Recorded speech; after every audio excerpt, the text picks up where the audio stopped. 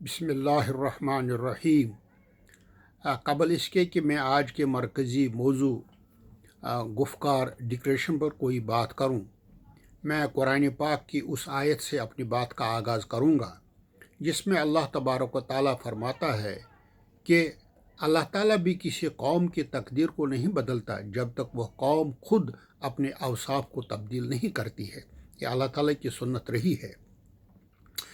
लेकिन अब अपने मौजू की तरफ आकर मैं यहाँ ये बात करना चाहूँगा कि 5 अगस्त 2019 को कश्मीर पर जिस तरह से भारतीय सरकार ने शबखून मारकर पूरी रियासत को एक बहुत बड़े जेल खाना बनाकर दहशत और की फ़िज़ा पैदा करके न सिर्फ मज़ाहमती क़यादत को बंद किया बल्कि हिंद नवाज़ जमातों को भी उनके घरों में नज़रबंद किया गया। और वहशत और दहशत का ये आलम था कि कोई बंदा घर से बाहर निकलने से भी गोया डर महसूस करता था। बाहर अभी हाल ही में हिंद नवाज़ तंजीमों से वाबस्ता जो लीडरान थे उनको रिहाई मिली और डॉक्टर फ़ारूक अब्दुल्ला साहब जो नेशनल कॉन्फ्रेंस के सरपरस्त आला हैं, कई बार कश्मीर के वज़ीर आला भी रह चुके हैं, उन्होंने अपने घर पर इन छः तंजीमों को बुलाया और जिसको हम इत्तेहाद भी कह सकते हैं, 6 तंजीमों जो हिंद नवाज़ तंजीमें हैं उनको मिलाकर एक डिक्लेरेशन पास किया गया जिसको गुफ़्कार डिक्लेरेशन का नाम दिया गया।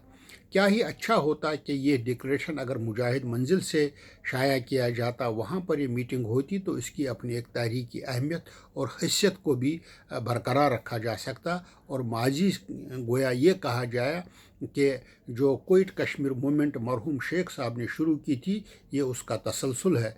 गुफ़्कार में इसको क्यों मुनाकिद किया गया, हर एक जानता है कि गुफ़्कार एक ऐसा इलाका है जिसको मिलिट्री जोन कहा जाता है, जहां हिंदुस्तान की तमाम बड़ी एजेंसियां काम कर रही हैं, जहां लोगों के सांस और उनके आहटों को भी मॉनिटर किया जाता है। बारकैब ये 6 जमाती तंजीमों का जो इत्तेहाद है, इसमें सिर्फ नेशनल कॉन्फ्रेंस ही वो तंजीम है जो पुरानी और कैडर बेस्ड तंजीम है। बाकी जो तंजीमें हैं उनके बारे में तज्ज़िया निगार यही कहते हैं ये एजेंसियों की बनाई हुई है। और ये इत्तेहाद जो है अगर कश्मीर की तारीख़ को देखा जाए कभी भी देर पा साबित नहीं हुए हैं। और अल्लाह मैं ये कहूँगा कि कौम की रहनुमाई के लिए, उनकी आज़ादी की जद्दोजहद के लिए एक लीडर की ज़रूरत होती है। हज़ारों लीडर किसी कौम को आज़ाद नहीं कर सकते हैं। हमारे माजी की तारीख़ खुद बरसगीर हिंद में देखें, महात्मा गांधी उठे और तहरीक लेकर चले, अंग्रेज़ों को भगाने में कामयाब हुए। मोहम्मद अली जिन्नाह मरहूम ने पाकिस्तान की मांग की, अकेले पुराना टाइपराइटर लेकर उस पर खतूत लिखते रहे तो पाकिस्तान बनाया। इसलिए ऐसे इत्तेहाद जो है ख़ास तौर से उन तंजीमों के साथ इत्तेहाद जो उधार अकल पर काम करते हों, उनसे किसी किस्म की खैर की तवक्को नहीं रखी जा सकती है। मगर कश्मीर में सियासी खला है और ऐसा खला है इसको पुर करना बड़ा मुश्किल और मुहाल नज़र आ रहा है।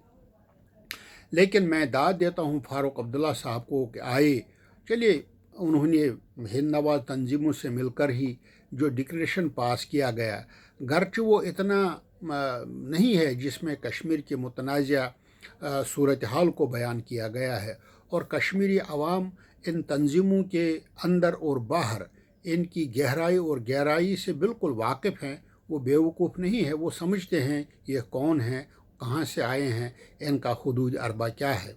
और दूसरी जानिब बदकिस्मती ये है कि गुज़श्ता 30 साल से कश्मीर के जो मज़ाहमती लीडरशिप जिनको हुर्रियत कॉन्फ्रेंस कहा जाता है, वो भी बहरहाल बड़े कठिन मराहिल से गुज़री, मसाइब मुश्किलात आलाम उन्होंने भी देखें और अब भी वो क़यादत जेलों में सड़ रही है, उनको कभी भी आगे नहीं बढ़ने दिया गया।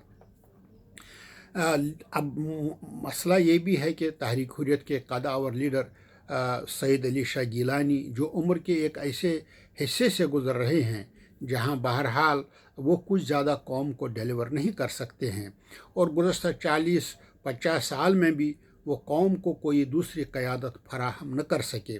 اس لیے وہاں سے بہرحال مایوسی تو نہیں، لیکن یہ نظر آ رہا ہے کہ وہ زیادہ کچھ ڈیلیور نہیں کر سکتے ہیں۔ اب اس وقت بھی اگر میں یہ کہوں کہ قوم کی نظریں مرحوم شیخ صاحب کے فرزند فاروق عبداللہ پر ٹکی ہوئی ہیں، جو ہندوستان، پاکستان اور کشمیریوں کے نبض سے بخوبی واقف ہیں، اور اگر ڈاکٹر فاروق صاحب جو خود کئی بار کشمیر کے وزیر اعلیٰ رہ چکے ہیں اس قوم کا نیا پار کر سکتے ہیں، مگر شرط یہ ہے کہ وہ قلب سلیم کے ساتھ قوم کے سامنے آئیں، چونکہ نیشنل کانفرنس کی حیثیت نہ صرف پرانی تنظیم کی ہے بلکہ کیڈر بیسڈ تنظیم ہے۔ ان کے کارکنان آج بھی گاؤں میں، شہروں میں، ہر جگہ موجود ہیں۔ اگر وہ چاہتے ہیں تو پرانی جو رٹ ان کے جو منورنجن کا رہا ہے اس کو چھوڑ کر صدقے دل سے قوم کے پاس آئیں۔ میرے خیال میں قوم ان کی رہنمائی قبول کرنے کے لیے تیار ہے، اور ہمیں کسی اتحاد کی ضرورت نہیں ہے۔ ہزاروں تنظیمیں کیا کریں گی؟ یہ تنظیمیں، یہ اتحاد جو ہیں کبھی دیر پا ثابت نہیں ہوئے ہیں، چاہے وہ مذہبی ہو، اور اس تنظیم کو مذہبی رنگت دینے کی بھی ضرورت نہیں ہے۔ فاروق عبداللہ صاحب سے میری ایک ہی گزارش ہے کہ وہ قلب سلیم ہو کر صحیح جو ماضی میں ہوا وہ ہوا، ماضی جو کچھ ہوتا ہے وہ ماضی ہوتا ہے۔ اللہ تعالیٰ بھی کہتا ہے کہ اگر ماضی میں غلطیاں ہوتی ہیں میں غفور الرحیم ہوں، میں درگزر کرنے والا ہوں۔ اس لیے میں فاروق صاحب سے یہ گزارش کروں گا، ٹھیک ہے اتحاد تو اپنی جگہ، مگر اگر وہ صاف ستھرے ہو کر میدان میں آتے ہیں اور ان کو بہرحال لوگ بھی گلے لگائیں گے اور ان کو بھی شہر عبداللہ کے نام سے پہچانیں گے اور جانیں گے، اگر وہ تاریخ میں اپنا نام لکھنا اور رقم کرنا چاہتے ہیں۔ بس میں اپنی بات یہاں پر ہی ختم کرتا ہوں۔ اللہ تعالیٰ ہمارا حامی و ناصر ہو۔